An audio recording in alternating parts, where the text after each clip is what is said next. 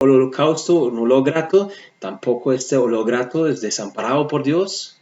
Y por eso cuando el Señor vino por su propia voluntad, y Juan habla mucho de esto, él vino por su propia voluntad a obedecer al Padre, por eso dice que él entregó su espíritu. Qué bonito analizar los evangelios de esta manera. Cada parábola que aparece, cada historia que aparece, cada evento que leemos, analizarlo según el carácter del evangelio.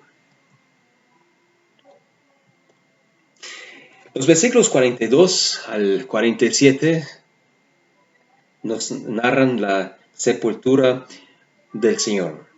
Llegó la noche, entonces estaba cerca las 6 ya, entonces era la preparación de la víspera del día de reposo, entonces tenían que correr, y este José de Arimatía, que era un hombre noble de concilio, era una persona con dinero, una persona bien conocida, él dice acá que esperaba el reino de Dios, vino y entró osadamente a Pilato y pidió el cuerpo de Jesús. Bueno, Pilato también se asusta, no solamente el centurión se asustó, sino también Pilato se asustó. ¿Cómo así que ya murió? Y pregunta, llama al centurión, ¿es verdad? Y dice, sí, es verdad. Entonces dice, bueno, entonces está bien, lléveselo, ningún problema, se lo regalo. Entonces dice que José compró una sábana y quitándolo, lo envolvió en la sábana y lo puso en un sepulcro. Bueno, otros evangelios anotan que también estaba con ellos Nicodemo, pero aquí encontramos solamente José de Arimatea. Hizo rodar una piedra en la entrada del sepulcro y las mujeres estaban otra vez observando. Tenía más valor las mujeres que Pedro y los demás discípulos. Aquí encontramos una foto de una tumba como eran en estos tiempos, tumbas de los ricos, cavadas en una piedra, en una roca. Entonces aquí hay un disco grande, una piedra grande que podían, al quitar con una piedra chiquitica, pueden rodarla frente a la puerta, y en el caso del Señor Jesucristo hasta colocar un sello, dicen los otros evangelios. Durante el día sábado, era día de reposo, el Señor estuvo sepultado. Tenía que estar 3 días y 3 noches en el sepulcro, como dice la Biblia, basado en la historia de Jonás, porque Jonás también estuvo 3 días y 3 noches en el vientre del gran pez. Tenemos que entender que en la Biblia el entendimiento de los judíos es que una parte del día es igual que un día entero. Entonces, aunque él entró el viernes por la tarde en la tumba, estuvo unas horas hasta por la noche, después todo el día sábado y el domingo por la madrugada resucitó. Los judíos cuentan una parte del día como un día entero. Entonces cuando la Biblia dice 3 noches y 3 días, aunque realmente eran 2 noches y un día entero y un poquito más, de unas partes más de otros 2 días, pero no 3 mañanas, no 3 mediodías, 3 noches. Entonces los judíos, para ellos no es una mentira, sino es una expresión que tienen, 3 noches y 3 días. Es correcto en el hablar de los judíos. Entonces pasaron el día sábado los judíos contentos, por fin se fue el tropiezo, pero los sacerdotes habían pedido a Pilato de sellar la tumba porque sabían que Jesús había anunciado de que iba a levantarse después de 3 días. Entonces Pilato mandó unas guardias para guardarlas en el sepulcro. Entonces, en caso tal que los discípulos vienen a robar el cuerpo, podían defenderlo. Entonces, bueno, ahí estaban los soldados y dice, temprano el día del domingo el Señor resucitó. El domingo entonces, ese día tan glorioso para nosotros, tan especial para nosotros, dice la Biblia que el Señor fue crucificado, murió por nuestros pecados, pero resucitó para nuestra justificación. Era necesaria la resurrección. Él no podía sencillamente ir de la tumba al cielo y ya. No, él tenía que resucitar para mostrar que Dios estaba contento y satisfecho con la obra del Señor Jesucristo en la cruz. Por eso el Señor tenía que resucitar visiblemente como una señal de la aprobación de la obra en esta cruz. En el capítulo 16, los primeros 8 versículos narran de las mujeres, otra de las tres, María Magdalena, María la madre de Jacobo y Salomé, van al sepulcro. Ellos habían madrugado, compraron algunas especies aromáticas para ir a ungir el Señor Jesucristo. Qué bonito este hecho, este acto de parte de las mujeres. Invirtieron dinero, aunque el Señor estaba supuestamente muerto. Muy de mañana llegan al sepulcro, ya había salido el sol, significa que ya eran las 6 pasaditas, entonces sí podían caminar, aunque sí podían caminar desde el día anterior a las 6 de la noche. Habían comprado las especies y ahora están en el sepulcro. Y se preguntan quién nos va a mover esta piedra tan grande. Como ustedes vieron la piedra en la foto anterior, esta piedra era muy pesada. Aquí está. Unas mujeres no podían mover esta piedra sola. Necesitaban varios hombres, lazos y tal vez palos para mover esta gran piedra. Pero llegan estas mujeres y piensan, y mientras que estaban mirando, vieron removida la piedra, que era muy grande, dice la Biblia. Y cuando entraron al sepulcro, buscan ungir al Señor Jesucristo, ven a un joven sentado al lado derecho, cubierto de una larga ropa blanca, y se espantaron. Pues sabemos que ese era un ángel que estaba sentado allá. Él habla con las mujeres, que no se asusten.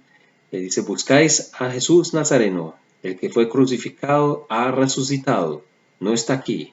Mirad el lugar en donde le pusieron. Qué felicidad para nosotros leer este texto, saber que nuestro Señor Jesucristo está resucitado, ya no está en la tumba, sino resucitó al tercer día conforme a las Escrituras, dice 1 Corintios 15. Las mujeres no habían entendido, están asustadas. Tal vez pensaban en los romanos, pensaban en los sacerdotes, qué iban a hacer con el cuerpo del Señor Jesucristo. Pensaban muchas cosas, pero no se habían acordado de que el Señor había anunciado su resurrección desde mucho antes. Tampoco conocieron las escrituras del Antiguo Testamento, donde hablaban de la resurrección del Señor Jesucristo. Si comparamos la historia acá en Marcos con 1 Corintios 15, donde narra quién apareció a Cristo y quién después, encontramos que en Marcos, históricamente, las primeras personas que vieron al Señor Jesucristo eran las mujeres. Especialmente acá en versículo 9 habla de María Magdalena, de quien había echado 7 demonios. Mientras que en 1 Corintios, capítulos 15, encontramos el versículo 5, versículo 4, que resucitó al tercer día. Versículo 5, apareció a Cefas, después a los 12, después apareció a más de 500 hermanos a la vez, después a Jacobo, versículo 7, a todos los apóstoles, versículo 7, después, versículo 8, a Pablo. Pero aquí no se mencionan ningunas mujeres. Cuando Pablo escribe a los Corintios, en este tiempo, cuando escribió su carta, la mujer ante las autoridades no tenía derecho de ser un testigo en un juicio. La mujer era menospreciada en este tiempo, entonces los corintios, al mencionar a una mujer aquí como testigo, para ellos no tenía ningún valor. Por eso en 1 Corintios capítulo 15, Pablo menciona solamente los hombres, los varones. Pero es bonito ver que el Señor primeramente apareció a las mujeres. Esas eran las mujeres que estaban al lado de la cruz de él. Los discípulos se habían ido. Marcos huyó y hasta dejó su sábana. Pedro estaba triste, llorando por el pecado que había cometido. Los demás, todos lejos, encerrados, con miedo, pero esas mujeres estaban al pie de la cruz. Observaron todo, acompañaban al Señor hasta lo último. Por eso el Señor recompensa su fe, recompensa su obra. Y me parece tan bonito esto. El Señor ve lo que usted hace, lo que yo hago para Él. El Señor da su recompensa en su momento. Eso encontramos acá en estos versículos. Ellos llegan aquí al sepulcro. Aquí hay otro sepulcro que está cerca de las tumbas allá de Getsemaní o del lugar donde el Señor fue sepultado. Probablemente no es el sepulcro original, pero así se veían los sepulcros y la puerta estaba abierta. Ellos, cuando oyeron que vivía y que habían sido visto por ella, no le creyeron. María Magdalena llega al sepulcro, el Señor le aparece a ella regresa, pero los discípulos no lo pueden creer. Yo les digo, yo tampoco lo creería si no estuviese apuntado acá en la palabra de Dios. Yo nunca vi un muerto resucitar. Y los discípulos estaban tristes, estaban llorando, dice el versículo 10, y es entendible, eso es muy humano, pero no habían entendido, no habían creído todavía, sus corazones no estaban preparados todavía. Versículo 12 al 13 encontramos la aparición a los dos discípulos. Esta historia se nos narra en Lucas 24, eran los dos discípulos que iban camino a Emaús. Y el Señor partía el pan y cuando él partió el pan, ellos reconocieron al Señor y se les desapareció. Y acá dice que ellos fueron y lo hicieron saber a los otros y ni aún a ellos creyeron. Entonces primero María Magdalena, ahora vienen los dos discípulos de Emaús, tampoco les creen. Versículo 14 al 18 encontramos que finalmente el Señor apareció a los 11. 11 porque faltaba Judas. Él ya estaba muerto, se había ahorcado. Entonces aquí, estando ellos sentados a la mesa, les reprochó su incredulidad y dureza de corazón, porque no habían creído a los que les habían visto, resucitado. El Señor entró, los discípulos tenían las puertas cerradas. Podía pasar fácilmente por la pared, apareció allá, desapareció otra vez, comió con ellos. Qué bonito. El Señor comió pescado con ellos en esta noche. Así creo que también vamos a comer cuando estamos en el cielo. El Señor tuvo un cuerpo glorificado y comió.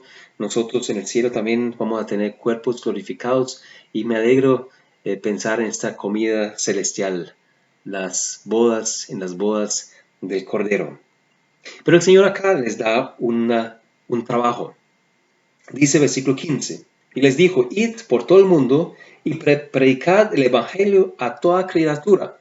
Imagínense, 11 hombres encerrados en un cuarto, llorando, con miedo, con las puertas cerradas. El Señor dice, ustedes son mis evangelistas, ustedes van a ir hasta el último de la tierra. Ustedes son los encargados, yo me voy. Y dice, el que creyere y fuere bautizado será salvo, mas el que no creyere será condenado. Bueno, aquí algunos usan ese versículo, dicen para ser salvo uno tiene que ser bautizado. La Biblia siempre nos enseña que solamente creer una cosa no es suficiente, sino la fe se muestra por nuestras obras. Así dice la Biblia que Abraham fue justificado por sus obras. Entonces Romanos también dice con la boca se proclama, pero también hay que vivirlo. Y aquí dice, y fuera bautizado. Si uno se hace bautizar, es una muestra que realmente le ama al Señor, le es obediente a Él. Entonces, también Santiago dice, los demonios creen y hasta tiemblan, pero ¿qué salvación tienen ellos? Ninguna. Aquí muestra, la fe se muestra con mi vida, con mis obras. Y una de las partes de mis obras es que me hago bautizar, sigo detrás del Señor, soy obediente, voy a empezar la Santa Cena, voy a empezar a testificar de Él, voy a empezar a leer la palabra, voy a llegar a ser una persona de oración, voy a hacer buenas obras, no para ganarme el cielo, no, sino porque ya tengo el cielo ganado, por eso el Señor cambia mi vida. Pero también dice acá, mas el que no creyere será condenado. La Biblia muestra que es blanco o negro. No hay un purgatorio, no hay algo intermedio ahí, no. O en el cielo o en el infierno, solamente existen las dos cosas. Pero también versículos 17 al 18 muestra que hay señales que seguirán a los que creen. Y aquí especialmente habla de los discípulos que iban a salir, iban a echar fuera demonios, ellos iban a hablar nuevas lenguas en Hechos capítulo 2, por ejemplo. Tomarán en las manos serpientes, eso hizo Pablo cuando recogió un poquito de leña para hacer fuego en una noche en una isla, y si vivieran cosa mortífera no les hará daño. Sobre los enfermos pondrán sus manos y sanarán. Quiero que leamos un momentico unos versículos en el libro de los Hebreos. Hebreos muestra que este tiempo de estas señales ya se cumplió y tuvo un propósito.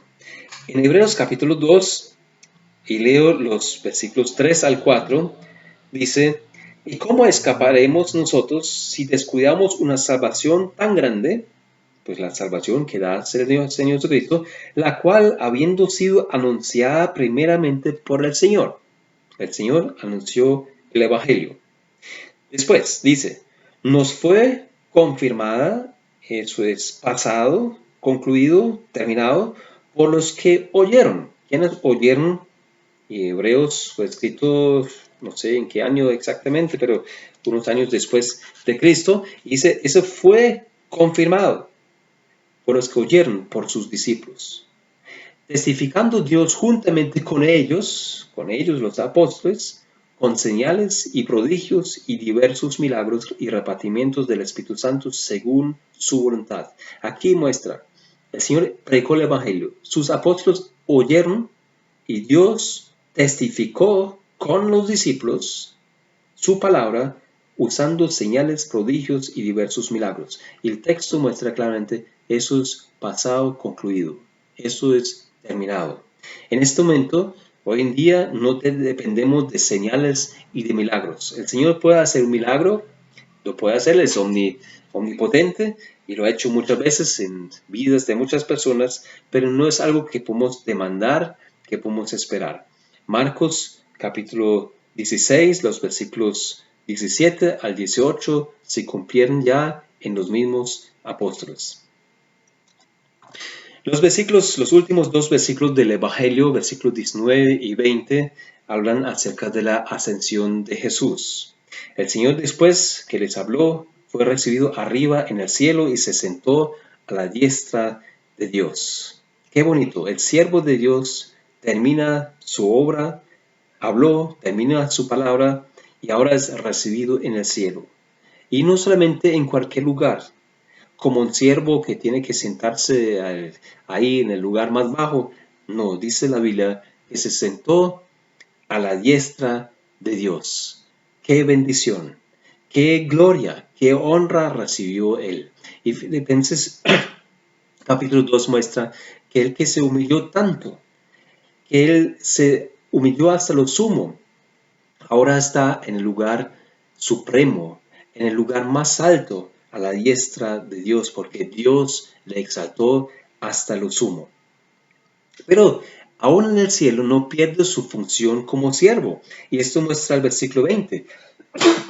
Dice, y ellos saliendo predicaron en todas partes, los discípulos empezaron a predicar, y dice, ayudándoles el Señor y confirmando la palabra con las señales que la seguían.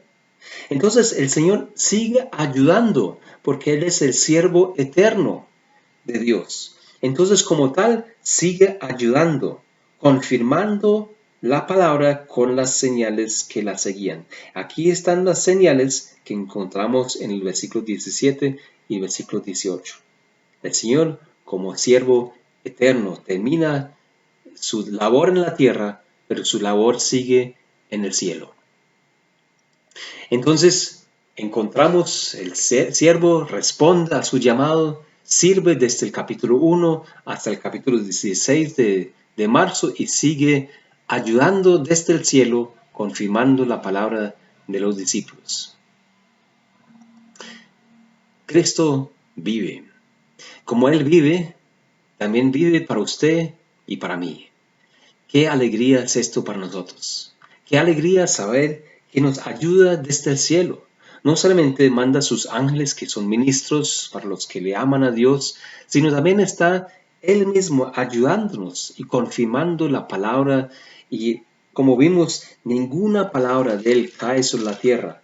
Ninguna palabra no se va a cumplir, sino toda palabra se cumple hasta dice, el cielo y la tierra pasarán, pero mis palabras no pasarán.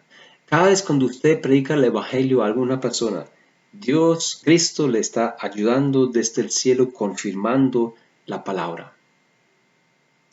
Entonces vimos en los primeros 7 capítulos el Señor Jesucristo como siervo a las multitudes.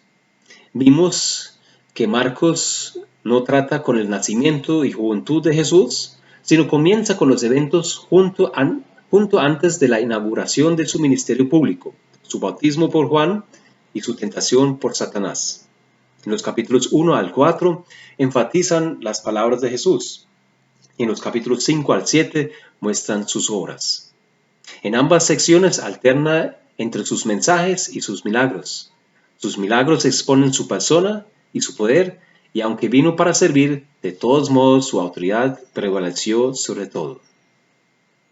La segunda parte, los capítulos 8 al 10, encontramos el siervo que se dedica a sus discípulos.